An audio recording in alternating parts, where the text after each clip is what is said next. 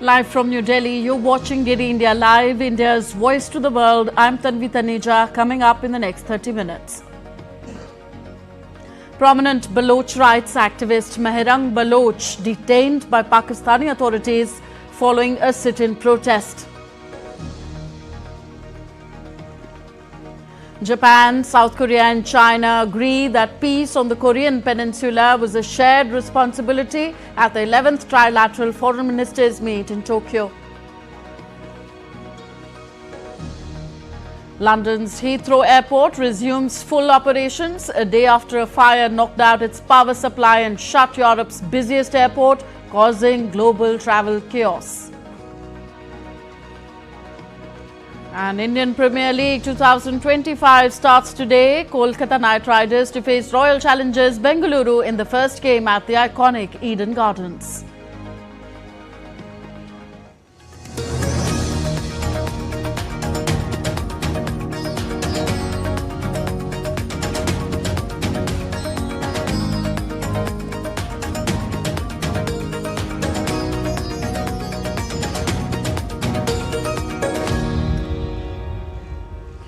Our first news from Asia. Pakistani authorities detained prominent Baloch rights activist Mehrang Baloch following a sit-in protest in southwestern Balochistan that left 3 protesters dead.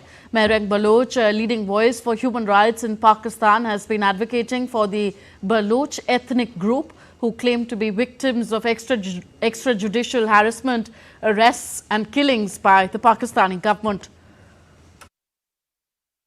The Pakistani government maintains that its forces are combating separatist militants in the region who target state forces and foreign nationals in the mineral-rich province bordering Afghanistan and Iran. Top diplomats from Japan, China and South Korea met in Tokyo on Saturday as the East Asian neighbors seek common ground on regional security and economic issues amid growing geopolitical situation. The talks followed a rare trilateral summit in Seoul where the neighbors agreed to deepen ties and restated that their goal of a denuclearized Korean peninsula. The foreign ministers of the 3 nations agreed that peace on the Korean Peninsula was a shared responsibility. The leaders also pledged to promote cooperation. The first meeting of the country's foreign ministers since 2023 comes as US President Donald Trump appends decades-old alliances and is expected to cover topics from North Korean nuclear weapons to trade and pave the way for a trilateral summit following one in Seoul last year. The international situation has become increasingly severe, and it is no exaggeration to say that we are at a turning point in history. Under such circumstances, it has become more important than ever to make efforts to overcome divisions and confrontations through dialogue and cooperation.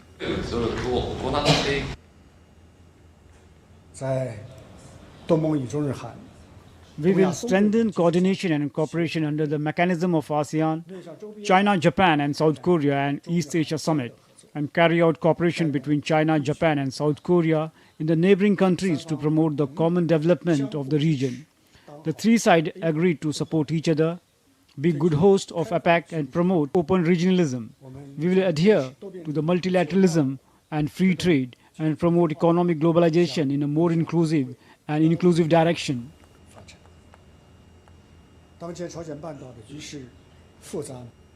We have reaffirmed that it is in the common interest and responsibility of the 3 countries to maintain peace and stability on the Korean Peninsula. I stated that it is important for the 3 countries of Korea, Japan and China to faithfully implement the UN Security Council resolutions and to make efforts to stop North Korea's provocations and for the North Korea's complete denuclearization. I also stressed that illegal military cooperation between Russia and North Korea must be stopped immediately. Moving on, Saturday saw South Korean protesters for and against the country's impeached president Yoon Suk-yeol holding separate rallies in central Seoul.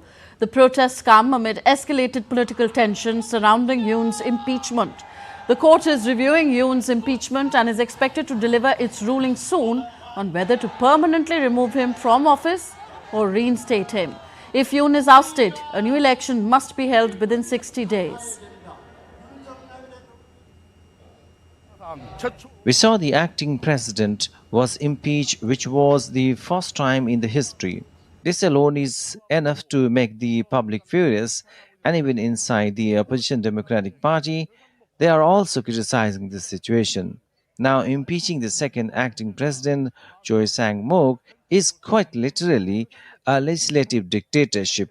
It can only be seen as the tyranny of the majority party. 횡포로 볼 수밖에 없다. I believe that Yoon Suk-yeol should be impeached quickly. He clearly violated the constitution. I don't understand why the constitutional court is taking so long on the verdict, and it seems like they're doing it politically. On to North America now. US President Donald Trump revoked security clearances for several prominent Democratic figures on Friday, including former Vice President Kamala Harris and former Secretary of State Hillary Clinton. Trump, in a memorandum, said, and I quote him, "I have determined that it is no longer in the national interest for the following individuals to access classified information." The list also includes former Secretary of State Antony Blinken. Trump also targeted Republican former Representative Liz Cheney, a sharp Trump critic, former Biden White House National Security Advisor Jake Sullivan, and Fiona Hill, a Russia expert who served on his National Security Council during his first term. Trump had already revoked the security clearance for Biden, denying the former president the traditional access to U.S. intelligence.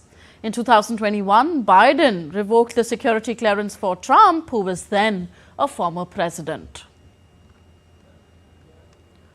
U.S. President Donald Trump's administration will revoke temporary legal status of 530,000 Cubans, Haitians, Nicaraguans and Venezuelans in the United States, according to a Federal Register notice on Friday. The move, effective April 24th, cuts short a 2-year parole granted to the migrants under former President Joe Biden that allowed them to enter the country by air if they had U.S. sponsors. Trump said on March 6th that he would decide very soon whether to strip the parole status from some 240,000 Ukrainians who fled to the U.S. during the conflict with Russia. Trump took steps to ramp up immigration enforcement soon after taking office, including a push to deport record number of migrants in the U.S. living illegally.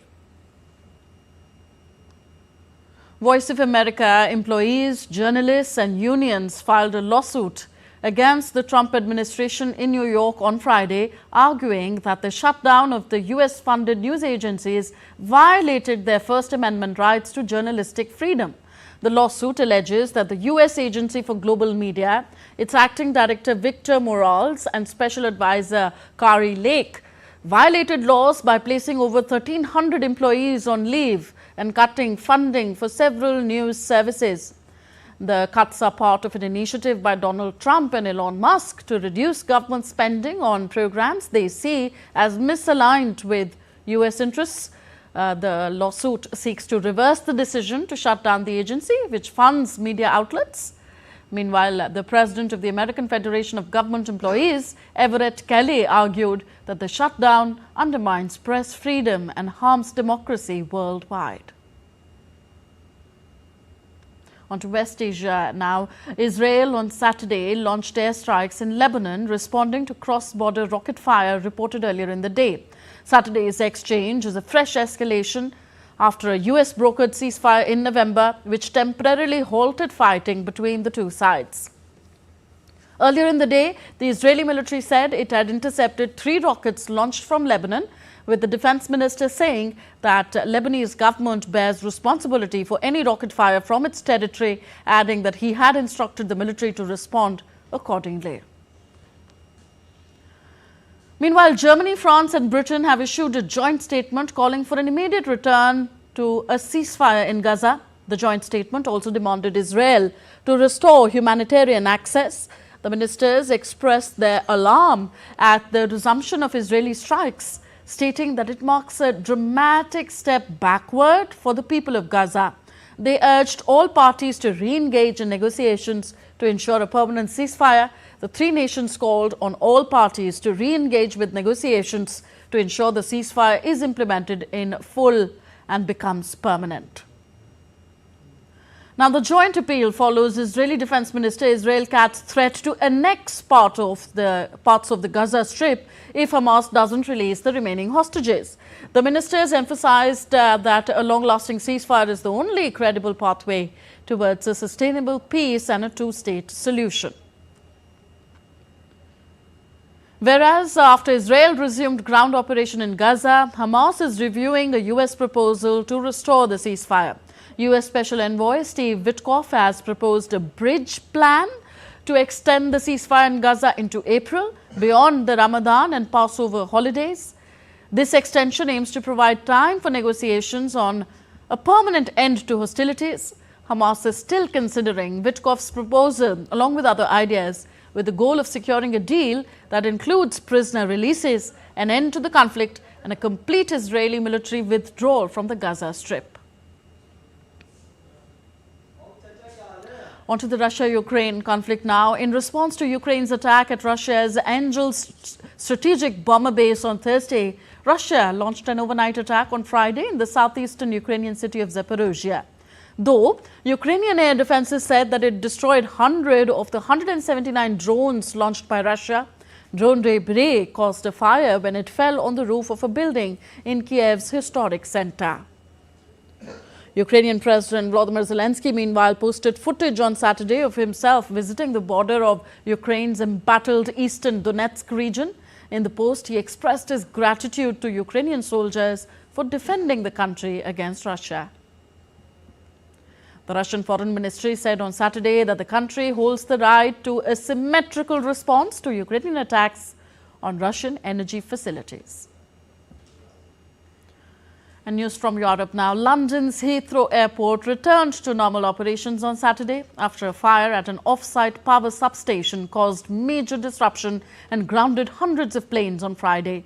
Most of the scheduled morning flights departed successfully on Saturday morning, with a few delays and cancellations. Some flights resumed late on Friday, but the shutting of the world's fifth busiest airport for most of the day left tens of thousands searching for scarce hotel rooms and replacement seats, while airlines tried to return jets and crew to bases. The airport had been due to handle 1,351 flights on Friday, flying up to 291,000 passengers, but planes were diverted to other airports in Britain and across Europe, while many long-haul flights returned to their point of departure. And next, an update from Sudan. The Sudanese army has made significant gains in the power struggle, with the rapid support forces seizing control of the central bank's main headquarters in Khartoum. The takeover came a day after the army seized full control of the presidential palace, marking a major gain in the two-year-old conflict. Addressing crowds in El Gezira state on Friday, Sudanese Army Chief Abdel Fattah al-Burhan vowed to continue the fight against the RSF until the end. It is our pride in this blessed month of Ramadan that our forces advance in a steady march to continue the liberation of Sudan. Through you, we promise the Sudanese people that we will continue this battle. We are moving on. We will change course. We will not step back, nor we will retreat. We will continue until the end. While on Friday, the RSF, Rapid Support Forces, claimed to remain in the vicinity of the palace and that they had launched an attack, killing dozens of army soldiers inside. The conflict between the Sudanese army and the RSF has been ongoing since April 2023, with the RSF seizing the presidential palace in Khartoum along with the rest of the city over the paramilitary group's integration into the armed forces. And next, we take a look at other stories making news across the world. Nazik Lake in Turkey's Bitlis province has frozen over trapping fishing boats in ice. Drone footage captured the remarkable sight of the abandoned-looking boats surrounded by white ice sheets, offering visitors and photographers a unique visual spectacle. Visitors gathered at Mexico's Chichen Itza to celebrate the spring equinox. At the equinox, the sun's rays generate a shadow of 7 triangles that look like a serpent descending the stairs over the temple of Kukulkan. It holds a special significance for many of Mexico's pre-Columbian people who built their architecture around it. 2 firefighters were found dead and 2 were missing as more than 20 wildfires flared across South Korea on Saturday. Strong winds fueled the flames, forcing evacuations. The government declared the affected area a disaster zone. You're with us on DD India Live, still to come on the show. Battling double pneumonia, Pope Francis plans to make his first public appearance in 5 weeks on Sunday. Demonstrations in more than a dozen cities, including Turkey's biggest city Istanbul and capital Ankara, against the detention of Istanbul mayor. And India strengthens its naval capabilities with the launch of the indigenous frigate Tavasya.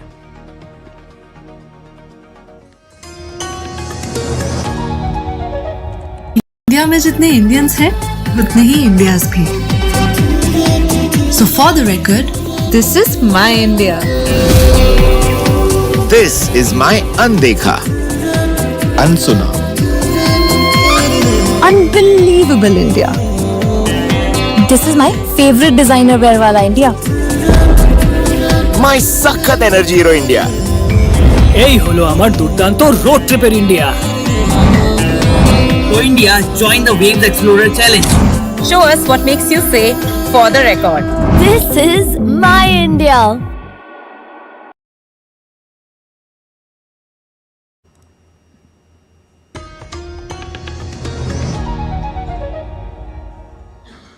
Welcome back. You're watching DD India Live with me, Tanvi Taneja.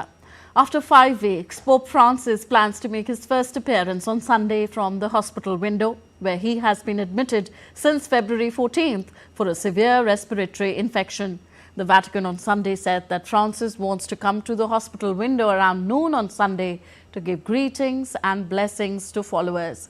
The Pope is still recovering from double pneumonia and offered blessings during his weekly noontime prayers last on February 9th before being admitted to the hospital. The Pope has only been seen by the public once during his hospital stay, and people are looking forward to this Sunday's prayers. On to Turkey now. Protests have turned chaotic after demonstrators charged at riot police on Friday, who responded with non-lethal projectiles and pepper spray. As demonstrations continue to take to the streets against the arrest of city's opposition mayor Ekrem İmamoğlu, President Recep Tayyip Erdogan says Turkey will not submit to street terrorism. A report.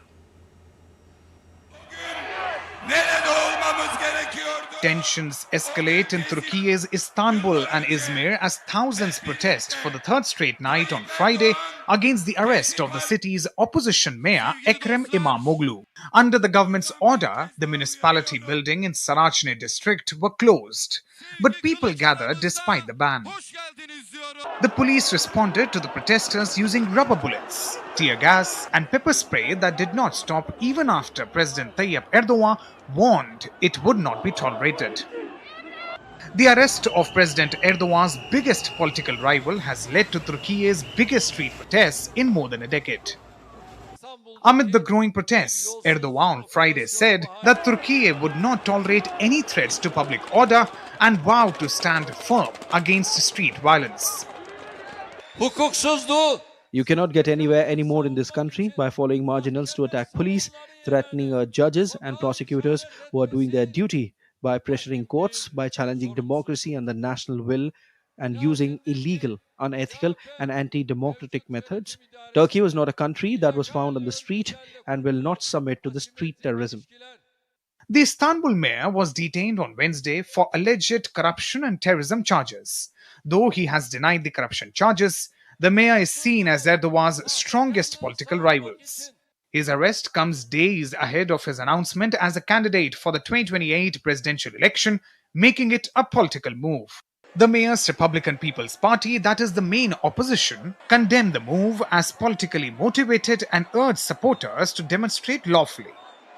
Clashes are expected to rise over the weekend when a court is expected to rule to formally arrest the mayor. The disruptions have taken a toll on the Turkish lira and the stock exchange that shredded nearly 8% at close on Friday.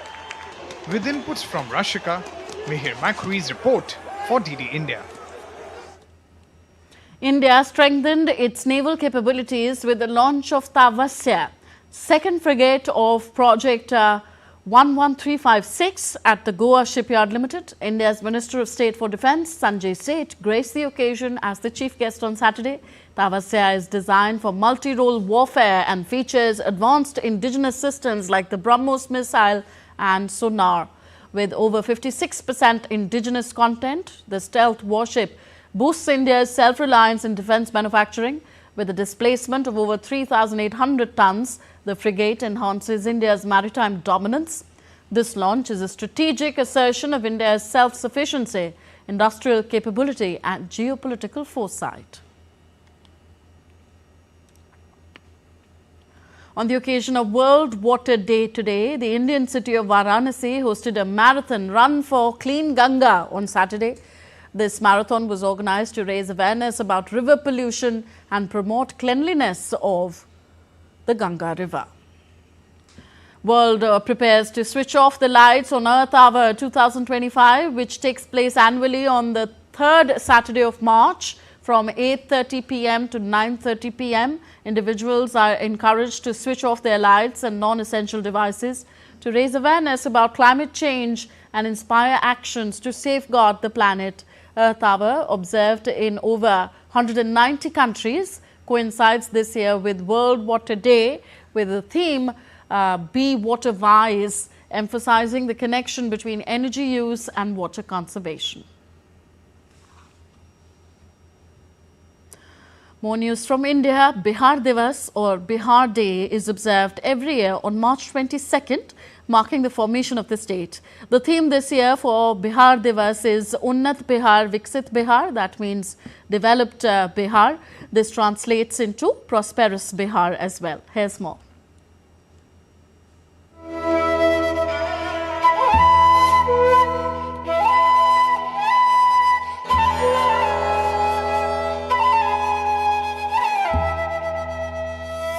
Bihar is located in the eastern part of India. The plain is divided into two unequal halves by the river Ganga, which flows through the middle from the west to east. It is the land where the roots of civilization run deep. From being the cradle of learning during the times of Nalanda to being the epicenter of India's spiritual awakening. Through Lord Buddha and Lord Mahavir, Bihar has always been a beacon of knowledge and faith.